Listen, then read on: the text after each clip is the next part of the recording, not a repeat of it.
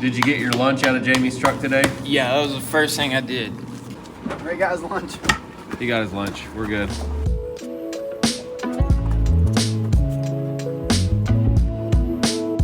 We're gonna get going on the sunny side of the house this morning because it's warmer over here.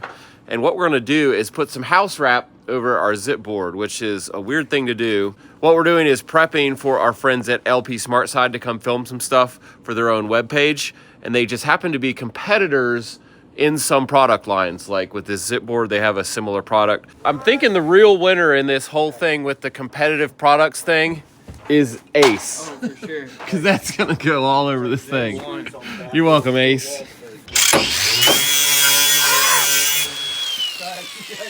Your screws all stuck out from yesterday, guy. I know. Well, Jamie gave me 4-inch screws for 1.5 inch sheathing. Yeah. This is where we put the thickened layer on the inside. That's pretty easy, though. That's I mean, that's not hard to do. Yeah.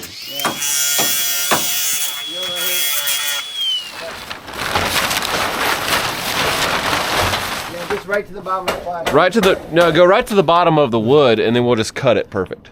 Isn't that what you did? Yeah. Yeah. All right, yeah, I'm good right there.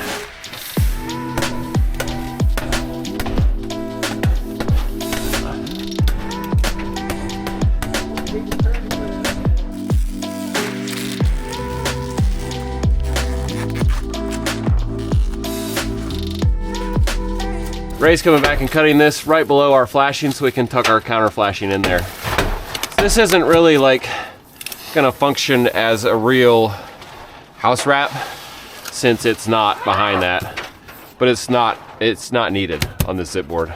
Did we do it right? Did you read these installation instructions? That's a long installation instruction for house wrap. It says it should be done after the windows and doors are in. Huh. And after the wall framing is completed. That's pretty important. That's genius. You try to put this on before there's a wall there. Can't stable anything. What in the world? Yeah, it's the same thing like your car's manual. Like if you look at one from like the 60s, like it tells you how to do like your ignition timing and stuff. And now it tells you not to drink the windshield wiper fluid in 2023. We're getting smarter. Oh, yeah. All right. Hold on. Let's see what happens. Yeah, Dude, that was super easy. Metal coming? Ramel?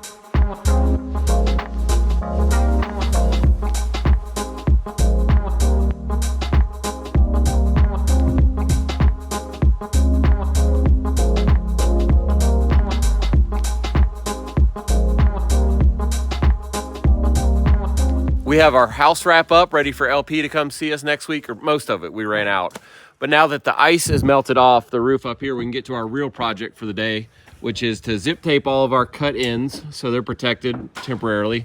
And then we're gonna put down our yellow pine furring strips that'll give the correct embedment for the roofing screws. And we're gonna nail those directly to the purlins that are underneath the roof sheathing so that they're really well attached. And that's what the roofer wanted. I have personally seen roofing screws back out of a surface like just a 1/2 inch layer of plywood or OSB if you just screw it into that, because it's not really a hard material like yellow pine, so the shank of the screw can just spin easier, and with only like a 1/2 inch, it's just not a lot of the section of the shank of the screw contacting something that's going to keep it from spinning. Then as the metal roof expands and contracts with heat, it just wiggles it, and that somehow makes them screw out. I've seen it where like the whole roof full of screws has just like backed out. Some of them even all the way till they just fall out.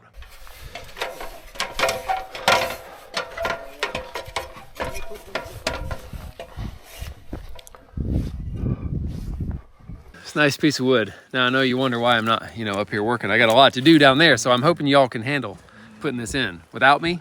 Yes. Okay, do you need me to tell you what I would do so you can do it right? All I'm planning on is perimeter, edges, Right. bottom edge, 19 2 centers, no doubles up anywhere unless they ask for it. That's right. Now they go this way, Yes, horizontal, not up and down. got it. And they go, like when you nail them to the roof, they go like this. Yep. Not like this, Okay, we got that too. flat. I think we're on the same page. Yeah. Let's go. Alternating nail pattern, I'd say every 12 inches, alternating. That's a lot. Okay, we knew About that. three quarters from the edge with your nail placement. Don't shank any out. I don't want to see them. All right, here we go. Edges first. Yeah, we gotta turn the air up a little bit. You said you want to do the Pythagorean theorem. What is that? Pythagorean? No, the Staggerium theory. Staggerium theory. Staggering the board theorem? Yeah. I don't know about that.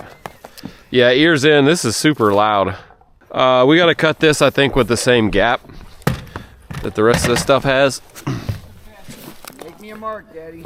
That's right there.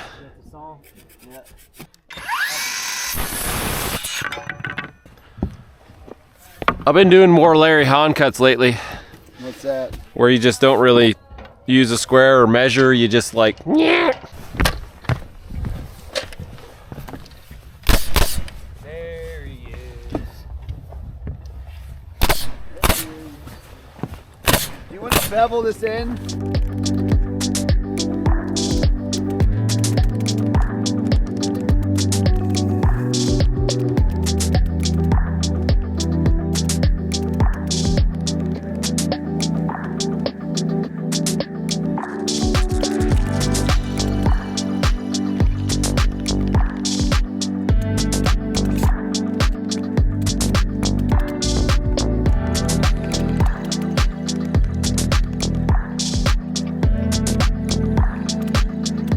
Hey, so will we be able to see if these are actually hitting our underneath runners? The nails, if they're hitting the runners, yeah.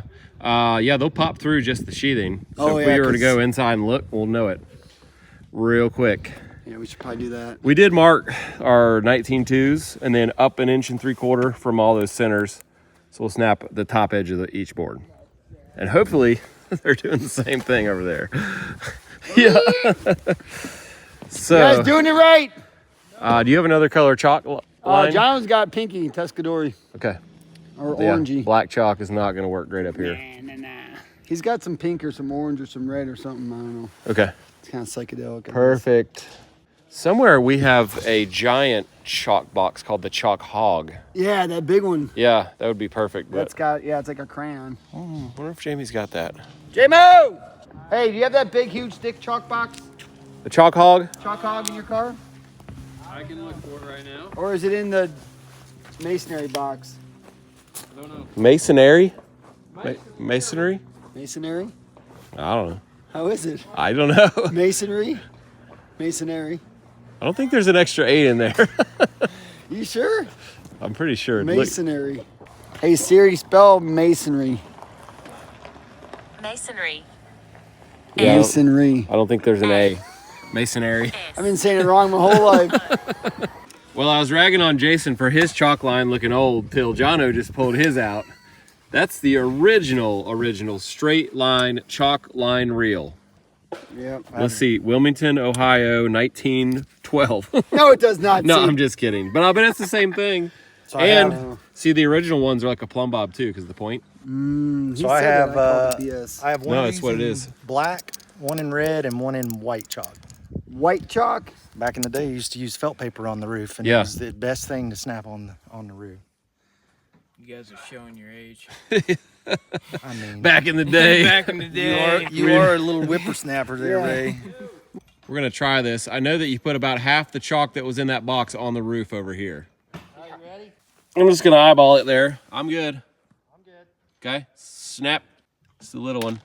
Oh, just a little one.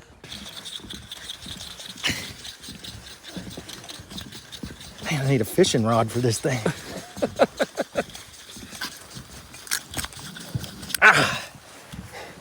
We're gonna have to take turns reeling that thing in. Oh man, we're not sure if the gun just doesn't have the power, or if we don't have the pressure high enough, or if the compressor can't keep up. But basically, none of these nails are setting. What's the compressor set at now? I think 270. Is it all the way up though? It's as hard as it goes, bro. Okay. It's everything. It's almost putting them in now, but it's seriously kicking so hard that it's gonna bruise my hand. It's What? like, You need me to do it?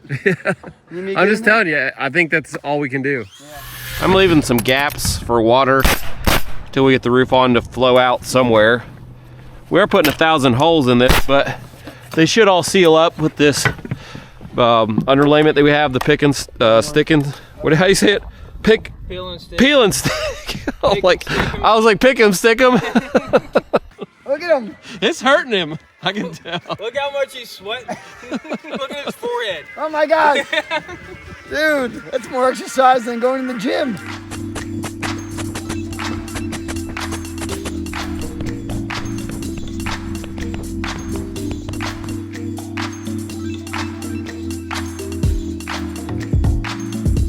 Did you get a drink for Captain Morgan?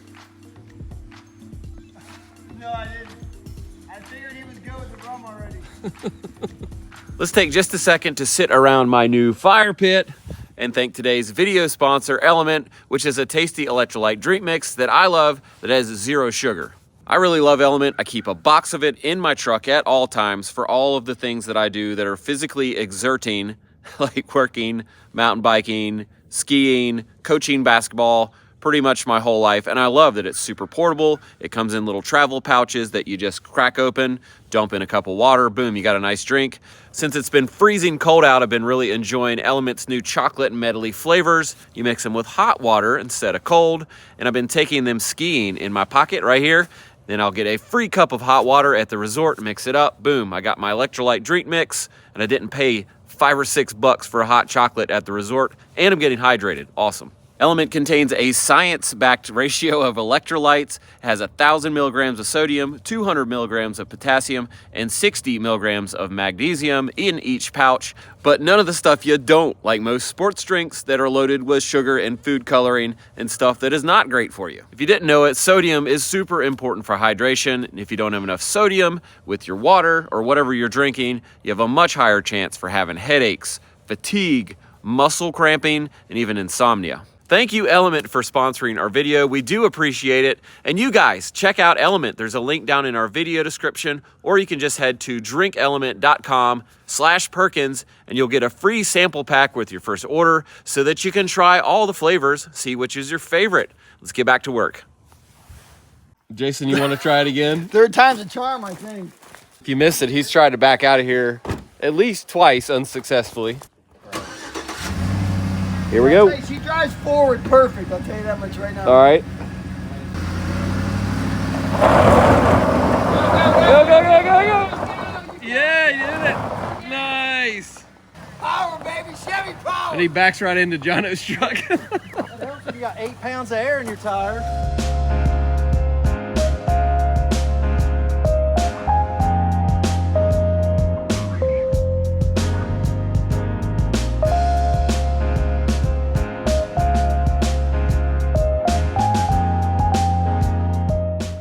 We're finally on to installing some of these exterior doors, and this one is a little bit tricky. We have a bad situation where on this side you can see the side of the framing doesn't even stick out from the surface of the siding. This is very unusual, and the reason that it is that way is because we upgraded this 2x4 wall to a 2x6. Things were already tight at a 2x4, so we lost 2 inches, and I wanted to keep the full trim in the corner on the inside of the house. That means basically 0 trim on the other side.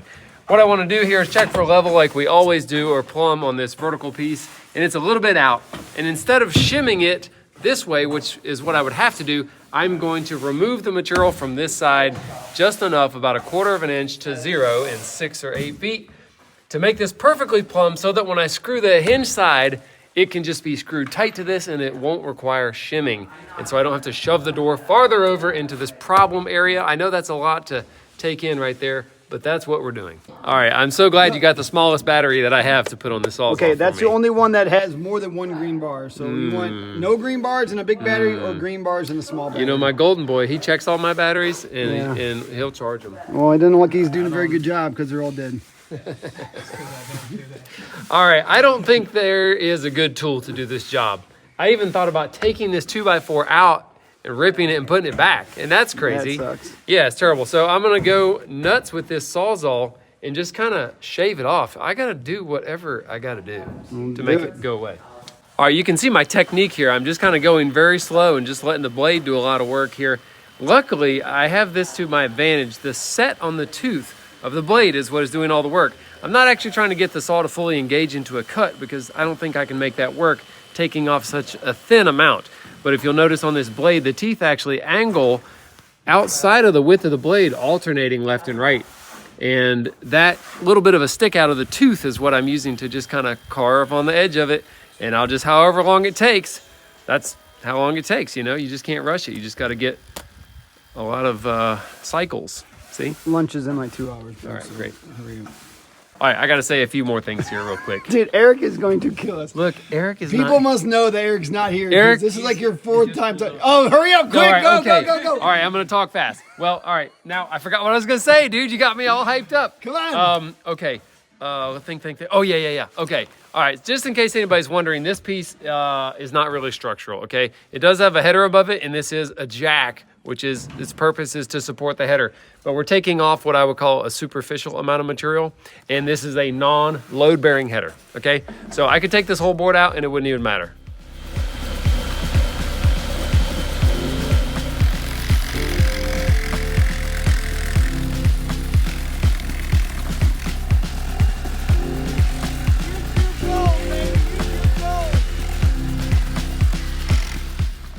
What are you guys doing right now?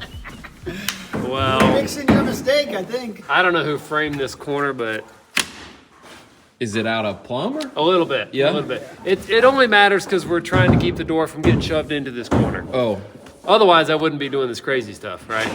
I think you like doing crazy stuff. is what I don't think. hate it. So it's Monday morning. Jamie, as you've seen, has masterminded this door installation to where it's perfectly plumb. We're gonna put it in, and then I think we need to do some deck screening and a bunch of other stuff still. It's crazy how stuff just keeps needing to be done, but it does. I think we just need to get about 3 coats of poly on this and sand it a little bit. Gosh. Maybe some walnut Ray, stain put that door in now. would look good. Our deck framing's been here long enough now that we can get a coat of stain on it, so it'll just look a lot better, a lot more finished, and kind of match the decking. We're using a solid color stain on this one, which I think typically we use a semi-solid or a semi-transparent. Yeah, Jason has been trying to abstain from doing this. Okay. All right, sorry. What were you saying? Oh, man.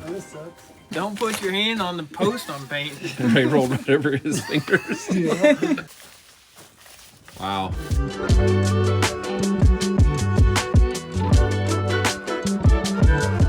I've got a scrap here of this Screen Ease brand track that it helps you put screen on this track and tighten it and not be totally a pain in the butt. Even carpenters like us can do it. A couple things we want to do on this job, since we're way up here off this sloped ground, is to be able to install the screening from the inside of the deck. And that way, if it needs replaced, you don't have to call somebody with $4,000 worth of scaffolding to do it. I bet it would be like 1 day to replace the screen, but if there was scaffolding involved, it'd be 2 days. Yep. Double the cost. Yep. I think. Yeah, you can go like that, or you can put it like this. Oh, I Like that way. wasn't thinking that before. Okay. Yeah, so basically, if we put the track flush with the outside of the post like this, Yep. this can go on here like this. Is it hard to put on that way? Well, it's going to be hard to hit it. We're going to have to use a block or something to actually tap because it's so close. You know, see. to hit that with a hammer with it sitting tight to something. I think it'll work. Excuse me? You what? I think it's good. Okay. I think do that. All right. You thirsty? There, that's better.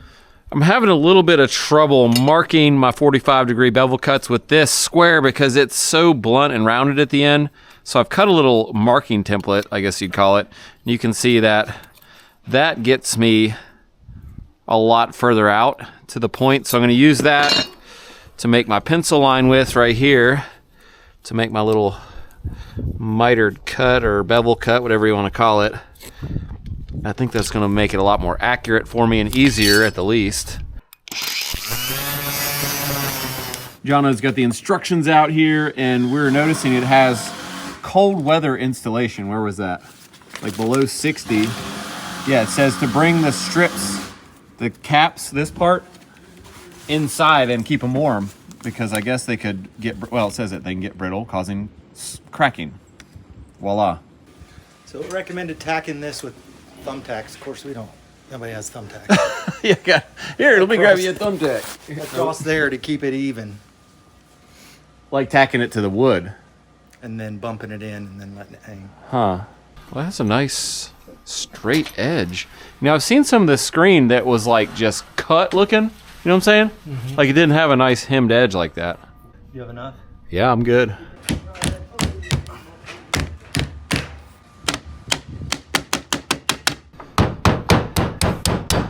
Ooh.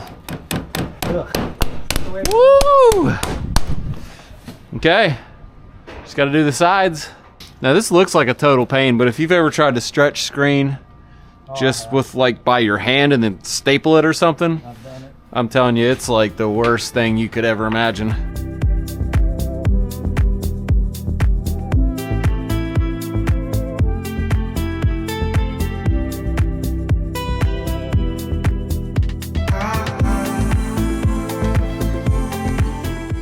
That section's done. You probably can't tell, but that's our proof of concept that this, the way we have these turned and all that, it's gonna work, and it's tight.